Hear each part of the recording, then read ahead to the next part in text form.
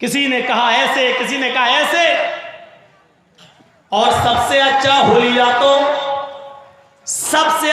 حلیہ تو ام معبد نے پیش کیا ہے، جو اس وقت تک اسلام نہیں لائی تھی، مومنہ نہیں ہوئی تھی۔ اللہ کے نبی اپنے ساتھی ابو بکر صدیق کے ساتھ اس کے دروازے پر پہنچ گئے، دروازے کو دستک دی، ام معبد نے دروازہ کھولا، کھولتے ہی اس نے دیکھا میرے دروازے پر کوئی شخص کھڑا ہے۔ اس نے نظریں نیچی کر لی، پھر دیکھا، پھر نظریں نیچی کر لی۔ آپ نے کہا ماں، ہمارے دوست کو، ساتھی کو بھوک لگی ہوئی ہے، گھر میں کھانے کو کچھ ہو تو دے دے۔ عرب کے اندر مہمان نوازی کا بہت شوق ہے، آج بھی عربوں میں خوبی بہت بڑی ہے۔ اگر آپ اکیلے کسی کے گھر میں چلے گئے اور اس کے مہمان بن گئے عربوں میں، اور ان کے پاس کھانے پینے کی کوئی چیز نہیں ہے، لیکن گھر میں ایک بکری رکھی ہوئی ہے، تو اکیلے ایک آدمی کے لیے وہ پوری کی پوری بکری ذبح کر دیں گے۔ یہ عربوں میں مہمان نوازی کا بڑا شوق تھا۔ ام معبد ابھی کافر ہے، مومن نہیں، اسلام نہیں لائی ہے۔ اس نے دیکھا کہ میرے دروازے پہ کوئی اجنبی آدمی آیا ہے، کہنے لگی بیٹے تم بھوکے ہو لیکن میرے گھر میں کھانے کو کچھ نہیں ہے، میں کیسے تمہیں دے دوں؟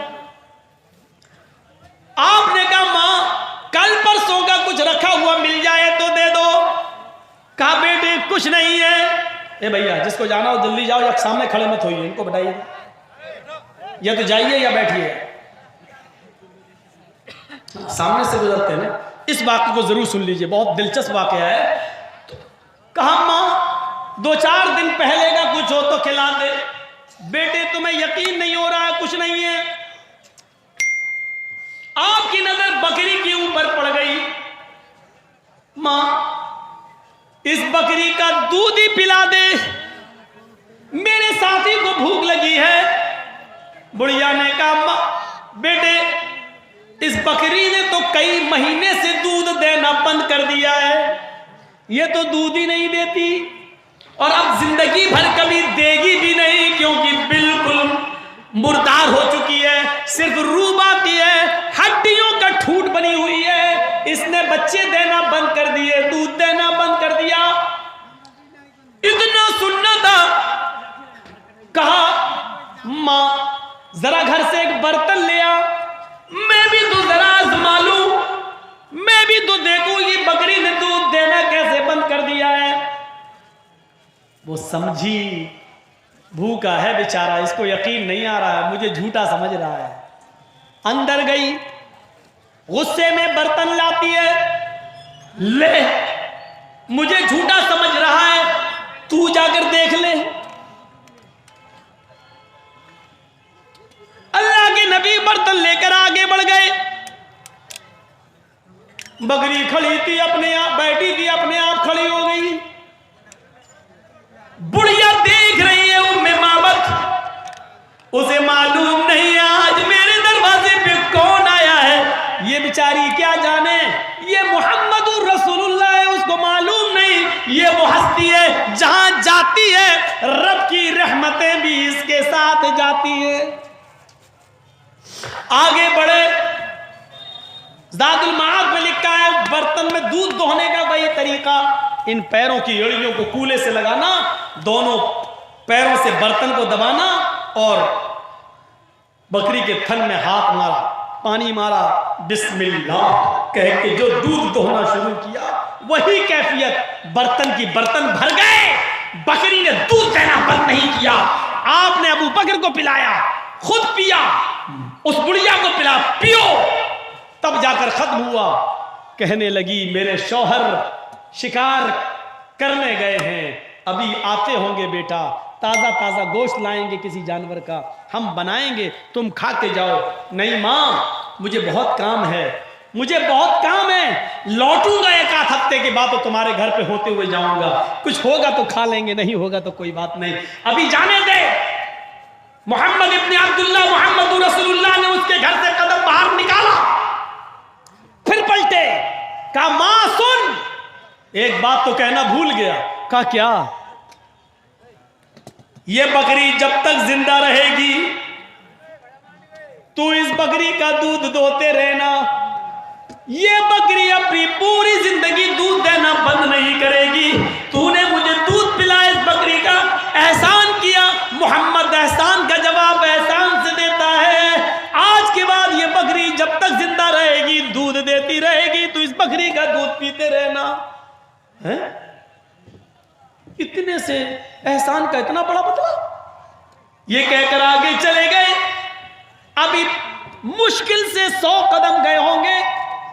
اس کا شوہر، اس کا پتی ام معبد کا ابو معبد گھر میں آ گیا. تازہ تازہ گوشت لایا. اس نے گوشت کی پوٹری جیسی زمین پر رکھی. خوشبو، ارے دیکھنے لگا یہ خوشبو کہاں سے آ رہی ہے. ام معبد، یہ مہک کہاں سے آ رہی ہے، یہ خوشبو کہاں سے آ رہی ہے. ایسے گھر کی طرف دیکھ رہا ہے. اچانک اس کی نظر کھڑی بکری کے تھنوں پہ پڑتی ہے. اس کے تھن میں ابھی بھی دودھ کا قطرہ لگا ہے، ٹپک رہا ہے زمین پر ایک ایک بوند. بکری کے تھن میں لگا ہوا دودھ کا قطرہ اور گھر میں اٹھنے والی خوشبو سونگھ کر بکری کے تھن میں لگا ہوا دودھ کا قطرہ دیکھ کر چیخ پڑا. ابھی اس راہ سے گزرا ہے کوئی، ابھی اس راہ سے گزرا ہے کوئی، کہہ دیتی ہے شوخی نقش پاکی. آئے ام معبد جیسے جنگلوں میں جانور کے، بھینس کے، بکری کے، انسان کے پیروں کے نشان یہ بتا دیتے ہیں کہ ابھی اس راستے سے کوئی گھوڑا گیا ہے، بکری گئی ہے، اونٹ گیا ہے. ایسی اس گھر میں آنے والی مہک اور بکری کے تھن سے ٹپکنے والا دودھ کا قطرہ یہ بتلا رہا ہے کہ کوئی رحمتوں والا بھی آیا تھا، کوئی برکتوں والا اس گھر میں آیا تھا، جس کی رحمت اور برکت کی بارش تیرے گھر میں ہو گئی. ام معبد روتے ہوئے کہتی، ہاں وہ بھوکا تھا، معلوم نہیں وہ کون تھا لیکن بھوکا تھا. میں نے کہا کچھ نہیں ہے، میرے شوہر شکار کرنے گئے، اس کو جلدی تھی، اس نے کہا اس بکری کا دودھ پلا دے. میں نے کہا بکری دودھ دینا چھوڑ دیے. اس نے کہا برتن لا. میں برتن لائی. اب برکت ایسی کہ دودھ دینا شروع. اس نے جاتے جاتے یہ بھی کہہ دیا ابو معبد کہ یہ بکری جب تک زندہ رہے گی دودھ دیتی رہے گی. کہاں گیا ہوگا وہ، کتنی دور؟ ابھی گئے ہیں، جاؤ جلدی ڈھونڈ کے لاؤ، گوشت کھا کر جائے گا. ایسے مہمان کو ایسے نہیں جانے دیں گے، تم اتنی جلدی شکار کر کے آ جاؤ گے، یہ مجھے معلوم نہ تھا. ابو معبد جاتے ہیں، 20 قدم گئے، پھر لوٹ کے واپس آئے، گھر میں گھسے. اے ام معبد، میں اس کو پہچانوں گا کیسے؟ وہ کون تھا، میں اس کو پہچانوں گا کیسے؟ اے ام معبد، اس کی پیشانی بتا کیسی تھی، اس کی ناک کیسی تھی، اس کے ہونٹ کیسے تھے، اس کی داڑھی کیسی تھی، اس کا سینہ کیسا تھا، اس کے ہاتھ کیسے تھے، اس کا پیر کیسا تھا، اس کے بال کیسے تھے، سر پہ کیا پہنے ہوئے تھا، ہاتھ میں کیا تھا. ارے کچھ تو اس کی پہچان بتا، ہم اس کو پہچانیں گے کیسے؟ ام معبد کہتی ہے، آئے میرے پیارے شوہر، اللہ کی قسم مجھے کچھ نہیں معلوم. اتنا رعب تھا اس کے چہرے پر، اتنا جمال تھا اس کے چہرے پر، اتنی خوبصورتی تھی اس کے چہرے پر، اتنا حسین و جمیل تھا وہ کہ میری آنکھیں ایک بار دیکھی دوبارہ اس کے چہرے پر نگاہ نہ ڈال سکی. اتنا رعب و دبدبا تھا اس کے چہرے پر کہ دوبارہ آنکھ ڈالنے کی ہمت نہیں ہوئی. لیکن اتنا کہہ سکتی ہوں وہ ایک سورج کی طرح چمکتا تھا، چاند کی طرح چمکتی. آئے ابو معبد جلدی جاؤ، وہ دور نکل جائے گا. 100 قدم کی دوری پر دیکھنا تمہیں جو سب سے خوبصورت نظر آئے، جو چاند جیسا اور سورج کی طرح چمکتا ہوا چہرہ نظر آئے، سمجھ لینا کہ یہی میرے گھر میں آیا تھا. جلدی جاؤ اس کو لے کر آؤ. سب سے اچھا حلیہ ام معبد نے بیان کیا. اتنی خوبصورتی تھی جناب محمد رسول اللہ کے چہرے پر. ہم سے کہتے ہیں ان کو مان لو، دن بھر 50 مرتبہ صورتی کھائیں گے، یہ پیر بنے ہیں، یہ ان کو مان لو. ان کے پاس جھاڑ پھونک کرانے پہنچا، میرا بیٹا بیمار ہے، مولانا صاحب دعا کر دینا، پیر صاحب بنے. دعا کر دینا. منہ میں تمباکو والا پان کھا رہا, اب دعا پڑھا الحمدللہ رب العالمین الرحمن الرحیم مالک یوم الدین یا کر چھو چھو قل اعوذ برب الفلق قل اعوذ برب چھو, منہ میں سورتی کھائے گا پان کھا کے دعا جھاڑ کرنے. ان کو کہتے ہو, ان کو مان لو, ان کو مان لو. تمہارے بابا تمہیں نصیب, تمہارے پیر تمہیں نصیب, تمہارے یہ کٹھ ملا تمہیں نصیب. اللہ کی قسم ہمارا تو ایک ہی پیر ہے جس پیر کو ہم کائنات کا امام تصور کرتے ہیں, اور جس پیر سے بڑا کوئی پیر نہیں. اپنے پیروں کو تم نے پیر بنایا ہے, ہم جس پیر کو مانتے اس کو اللہ نے پیر بنایا ہے. تمہارے بنائے ہوئے پیر غلط ہو سکتے ہیں, اللہ کا بنایا ہوا پیر کبھی غلط نہیں ہو سکتا ہے. میرے بھائیوں, جس کو اللہ نے بزرگ بنایا ہو اس سے بڑا بزرگ کوئی ہو سکتا ہے؟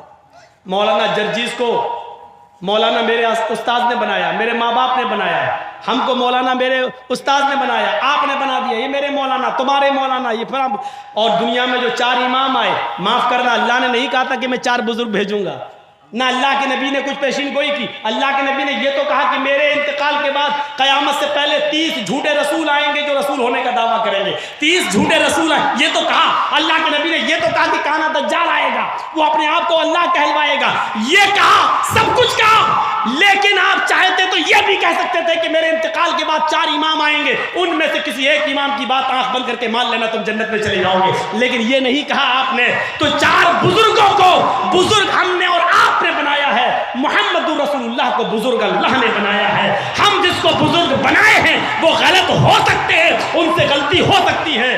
محمد رسول اللہ سے غلطی نہیں ہو سکتی, کیونکہ اللہ نے بزرگ بنایا ہے, اللہ نے, اور ہوئی ہے ایسی غلطیاں.